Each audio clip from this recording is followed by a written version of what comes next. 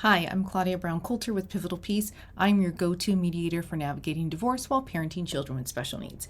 Today, we are talking about you being the advocate for your child, and really in the context of divorce. But what I need you to know and understand is you are always your child's first advocate. When they are out about in town, when they are at church, when they are at the park, when they are at school, when you are in that IEP meeting, you are their advocate. And the same goes for divorce. You are their advocate. So let's talk about how you mediate from a perspective of, I'm my child's advocate, and I need to make sure that whatever we create is really in their best interest. So, the first thing you need to think about is highlighting their unique needs. All kids are different, whether they have special needs or not. All kids have something unique and special and wonderful about them, and also something that you're just like, dang, okay, you just a little bit extra. Okay, I'm gonna make sure we meet this particular need because that's what you need. That's what you need to thrive. That's how you need to feel loved. Or this is how you need to deregulate. Is that the right word? I don't know. Anyway, but specifically in the context of if your child has an identified special need, when you come to the mediation table, before you get there, I need you to have proper documentation. So I need you to gather information from the doctor, from any sort of school reports, information from teachers, things like that, a psychologist, about their physical health, their emotional health, any sort of educational progress or requirements or places where they're falling behind. That's important to bring to the table. I can't tell you how many people are like, oh, no, that's okay. Oh, no, they're fine. They're fine. I also need you to come with the IEP, or at least have a reference. And if your spouse doesn't have a copy, make sure they have a copy. Even if you don't share it with them until that moment in mediation, they have legal rights. They should have access to it. But the reality is they probably have never cared, or they don't have access to it because they just didn't care to get access to it. So make sure you provide some sort of access that, and including medical records, things like that. Now,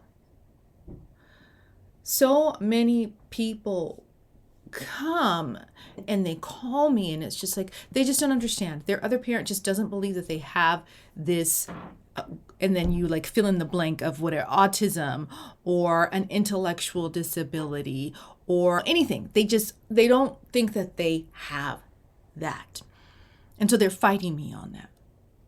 But they never once say they went to the IEPs, or I showed them all the documentations, or we got an extra exam, we got an independent evaluation, or we hired an advocate. None of that. It's just they don't believe me. You need to bring your paperwork. You need to show them in black and white. Maybe they won't believe you still, but after, and that is usually because of pride. But after a while, it'll sink in when you see on paper, oh, okay. Now, this is not somebody who has physical disabilities. Those are things that you can see with your eyes. You can physically see some things is not typical as it is with other children. But for the other students and children who have needs that you can't see with the naked eye, people choose to deny it because it makes them feel better. Or sometimes they feel like, I've failed as a parent. I did something wrong because my child is this way. No. Your child is special. Your child is wonderful. Okay, so when you get to mediation, you need to have a child-centered approach. You need to have child-centered language, just like when you go to those IEP meetings and you're trying to sway the school district to agree to your side and you use child-centric language instead of me-focused language. So it is our child, and then you give them specific things, right? Our child thrives in a structured environment. Let's really figure out how we can make consistent routines so that they can thrive. If you make the focus about you, this is just, I know our kid. I'm the one picking them up from school every day. I know what they need. No, I'm telling you this. No, you are controlling and arrogant and you just want to control me. And this is why I'm divorcing you. I can't stand you. And the kids don't like you either. Stop trying to run everything. First of all, I don't think you're trying to run everything. and your kids don't hate you. But when you make it about yourself, you become an easy target. When you make it about your kids and then show them the documentation of this is how they thrive, it's harder for them to protest that. And they still will, and they'll still fight it because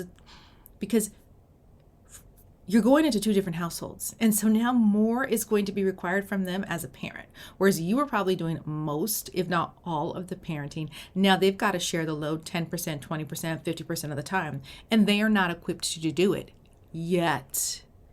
You're going to make them equipped by giving them this information and coming up with a plan, but they're not equipped to do it yet. And parenting requires selflessness. Done. Mic drop. So if they're not prepared to be selfless, then it's going to take them a little bit longer to admit and recognize that your child needs these specific things. And yes, your child in the process it's going to be hard for them. And that also means that you are going to be stuck cleaning up the messes, that they're going to come back to your house and they're going to be dysregulated. And by the time you get them all cleaned up and they're back on their schedule and everything great, they're going to go back. Okay? You just need to be prepared for that. But you have to do everything in your power of making the case that this is what our child needs. And then really focus on collaboration. We're both their parents. What do you see? What are run an IEP. What are the strengths that you see in our children? Okay, what are the needs in our children? This is the strengths that I see. These are the needs that I see. Okay, let's address those needs. You know what? You're really good at this. Or what do you think you're really good at? What strength can you bring to the table to help our children with this particular issue, to help maintain routines and consistency? Okay, and then be open to them wanting to do something different from you, because they will. I know your way is better. I know, I'm not blowing smoke. I know your way is better. I know.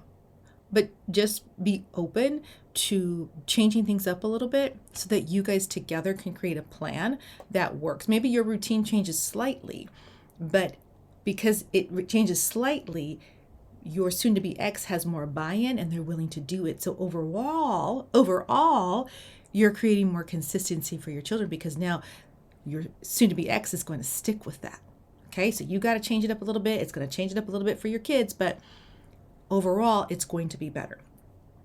And then don't be afraid to consult before mediation with their case carrier, with any sort of therapist or medical professionals that can really provide insight on their progress and what they're doing. And you can always call an extra meeting, an addendum. You can get more information. It can be formal or informal, but get the information you need to make sure that as you go through this process of divorce, that your kids are going to be okay.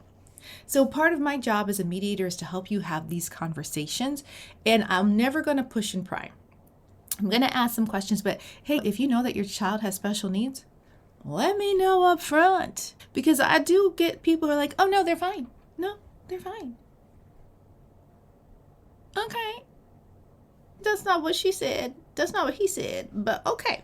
So front load it and then come prepared. Your child needs you to be an advocate. And the more you focus on what their needs are versus your needs for this particular conversation, the better off you'll be. Remember, you're getting a divorce. Your soon-to-be ex probably doesn't care about your needs. They don't care about your needs. Because if they did, you probably wouldn't be getting a divorce. So don't make this about you. Make this about your kids. And I know you are doing that, but this is about the language you choose. Change your language, because you've been telling them the same thing for years and they ain't listening. So change the language, change the way you're communicating, have some evidence, some documentation behind it, and then watch it work. Be open, be flexible. All right, if you enjoyed this video, don't forget to like and subscribe and consider sharing. Have a great week.